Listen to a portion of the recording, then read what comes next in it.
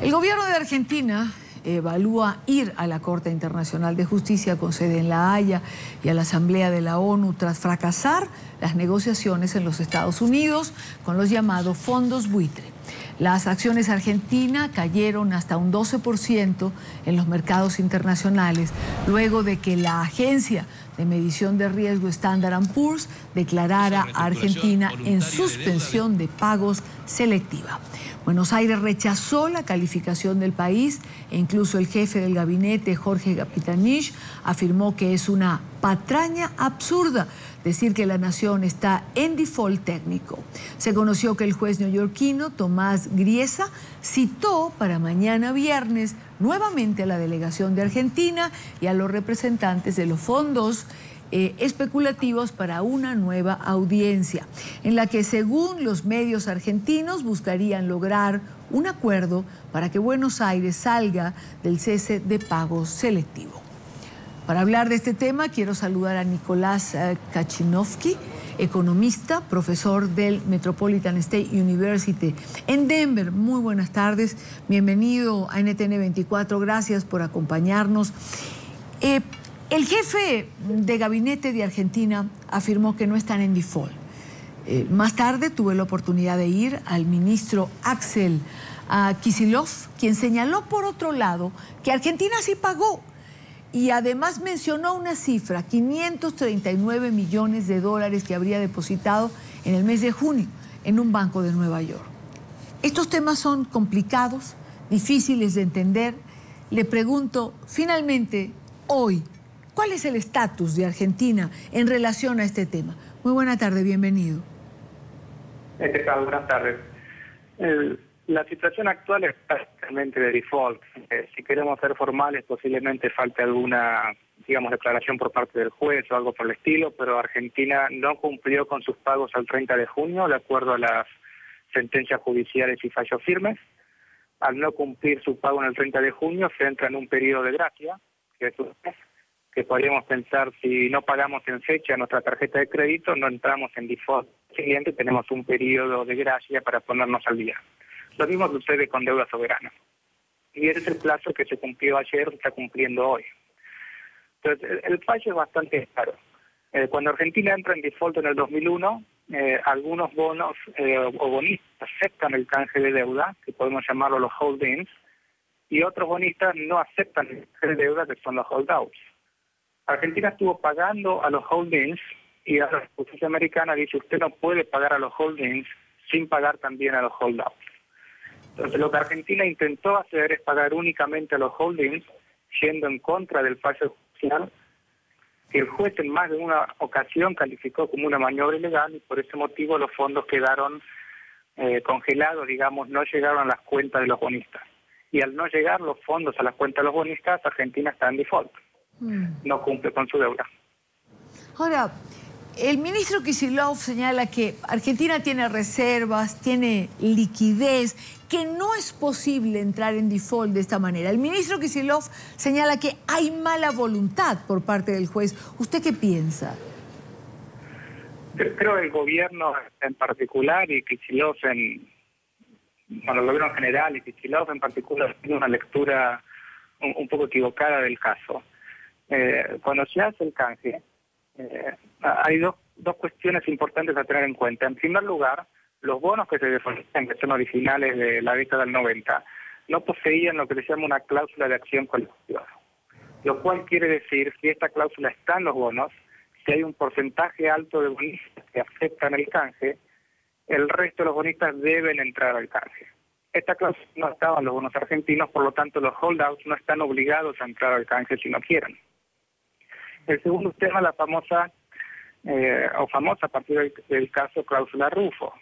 Argentina hace el canje en el 2005, le dice a los bonistas, si ustedes entran al canje y yo después hago una oferta voluntaria de recompra o canje de bono mejor a la que les ofrecí a ustedes, ustedes pueden automáticamente aceptar la nueva oferta que es mejor a la que les estoy dando ahora.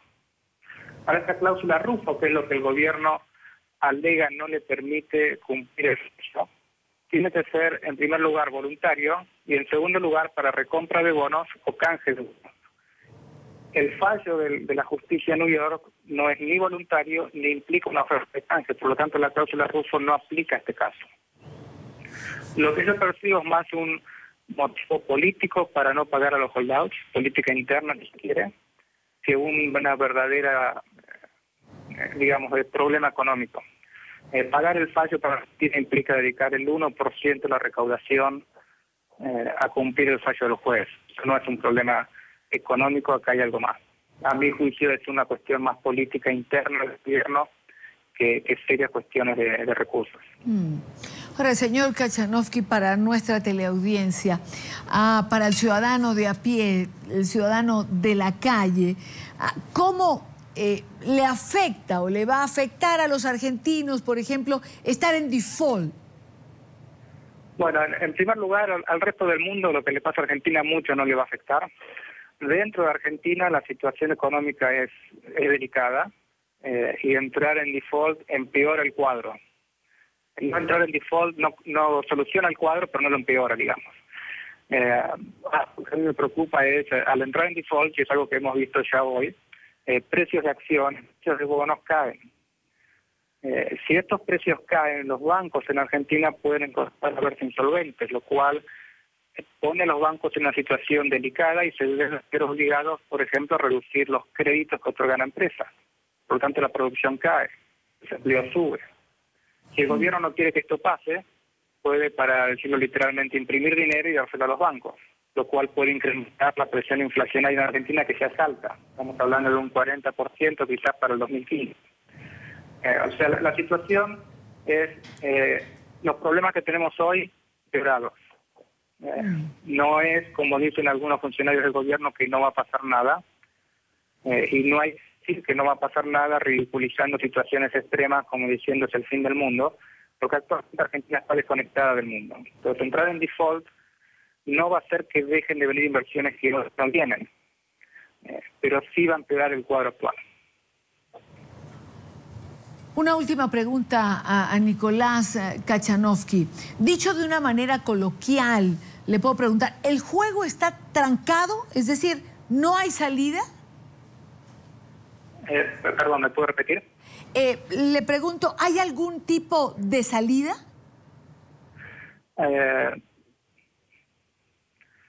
Sí, habría que verlo más con algún abogado por la letra chica de este problema, digamos, pero hay dos vías. Una es que el gobierno acate el fallo literalmente, pague cash, y si quiere después renegociar a partir del 2015 para no que aplique la Ruffo, lo puede hacer. El problema de esta estrategia es que el mismo gobierno ha dicho explícitamente que si paga, se la cláusula Ruffo. Por lo tanto, puede tener ahí un dilema con los holdouts que digan, pero Argentina sé que aplica la cláusula Ruffo, ahora debe cumplir. O sea, como que Argentina mismo se ha generado un laberinto por eso ya, pero quizás aún sea un camino. Otra cuestión, que es lo que se está discutiendo, pero no está claro que está, es que no sea el gobierno argentino, sean otros bancos, ya sean argentinos o internacionales, que le compren los bonos a los holdouts y bueno, no le acepten a Argentina pagar a partir del 2015. Y que haya una transacción entre privados, entre bancos y holdouts. Eso se ha rumoreado mucho en los últimos días, tanto entre bancos argentinos como internacionales. Las discusiones con los bancos argentinos cayó y los mismos holdouts han dicho que hasta ahora no han escuchado una oferta que a ellos les resulte interesante por parte de ningún banco argentino internacional para venderles unos bonos donde ya tienen un fallo firme y tienen que cobrar el 100%. O sea que la salida va a ser complicada. Argentina no quiere negociar, pero no es que no va a haber una salida.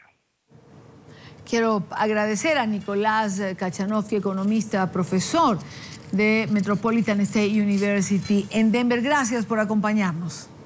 Gracias a ustedes. Buenas tardes. Buenas tardes.